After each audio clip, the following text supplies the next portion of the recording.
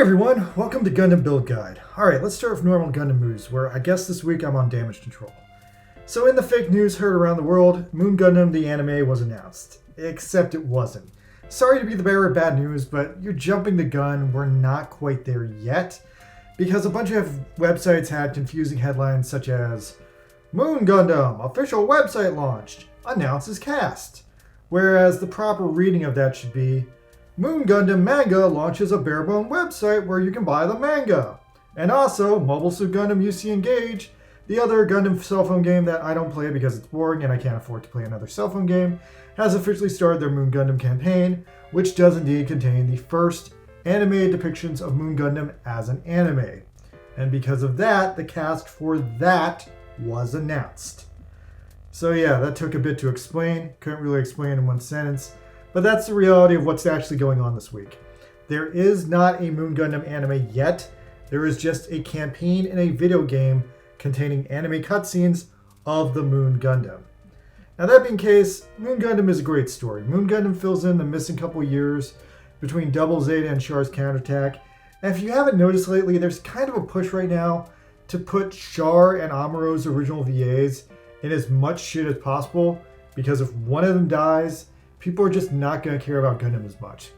So yeah, since Moon Gundam features Amuro, there's a very strong chance that Moon Gundam as a series might get fast track in the future.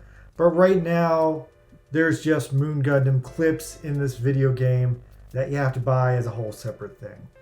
Now, as it currently stands, I can't tell you if there ever will be a Moon Gundam anime. If I had to go with my gut, I'd say it's probably coming down the line.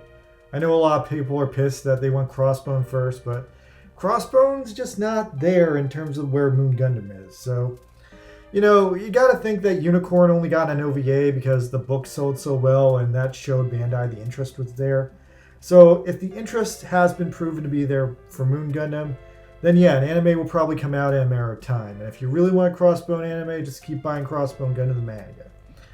So that's what's going on with the non-existent Moon Gundam anime, which is actually just a clip in a video game. Alright, now let's change gears and talk about a light, fun week in Gundam Breaker Mobile. Gundam Breaker Mobile this week, the drop suits aren't the best, but it's offset by the fact that there's another Infinite Double Sokai event going on for the second time in recent memory. This is a very interesting turn of events, and I wonder if this means that the Infinite Double Sokais are going to start being a normal thing now. So anyway, with this week's Infinite Double Sokai, on the one hand, there's the A to Z Gundam. A to Z Gundam is a hard shooter Zeta Gundam. Original idea, right? Anyway, so I wanted the head and the legs because I thought they might be useful, but unfortunately I just got the arms and the shield.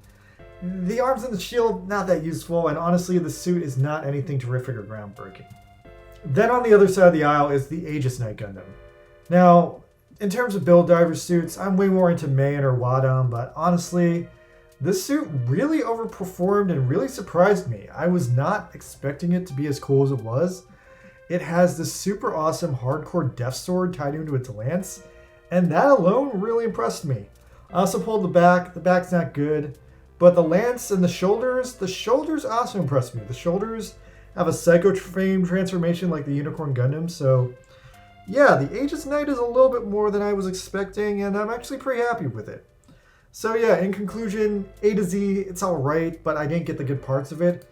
And the Aegis Knight is really a lot more hardcore than I was expecting it to be. So anyway, if you do 3 pulls on the Infinite Sokai, you're going to get 3 parts. That's awesome because this week we have the best charity suit ever. And the best charity suit ever is the Mandala Gundam. God damn, it is not only the best charity suit ever, potentially the best charity suit of the entire year. So let me explain this to you why I'm so excited about this strange looking Jack-in-the-Box Gundam. Yes, it's a very weird looking Jack-in-the-Box Gundam, but it has one of the most unique heads ever. It has like, I don't know, hair. It's got a super unique Buddhist monk staff as a weapon. It's got these super unique balls, 3D arms. Its legs are a fucking Buddhist bell, which surprisingly handles very well in combat. And topping it off with some insanity, it has that insane Super Buddhist Mobile Suit Tangram attack that it did in its final appearance in the finale of G Gundam. I did not expect them to go all out on animating this, but god damn it, they did. And that is worth the price of admission alone, because this is probably one of the most beautifully animated EX attacks ever to be featured in this game.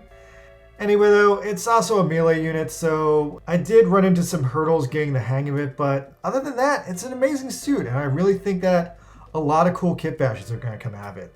Mandela Gundam totally rules, and definitely if you get nothing else this week, Mandela Gundam, guys. It's cool. Anyway, so yeah, that's kind of it. There's not really anything else to go over this week. Ridiculously, I somehow ran out of item storage this week, so I had to piss away a bunch of upgrades and rank up my shop grade rank. Enjoy this crew, it's my gift to you. And there's a new high performance gin in the Arena Awards shop, but you need a lot of arena coins to redeem it, so I'm slowly putting that together over the weeks. Oh yeah, and the capsule coins are back. This week they're featuring the Alex, but the rates are, as always, pretty abysmal. I mostly got Bear Guy parts, and I'm still missing like 3 chunks of the Alex. On the bright side though, the weekly blueprint suit this week features the Rise Anima Gundam. That Gundam still holds up pretty decently as a really good unit, especially the EX skill on the chest, so if you have nothing else to do, definitely farm that out, especially if you have the suit finished already. And yeah, other than that, new battle circuit dropped. I haven't had time to play it yet, but hopefully I get to round to it soon. And yeah, that's Build Guide for the week, guys. Thank you for coming by, and I'll see you again next week. Have a good week.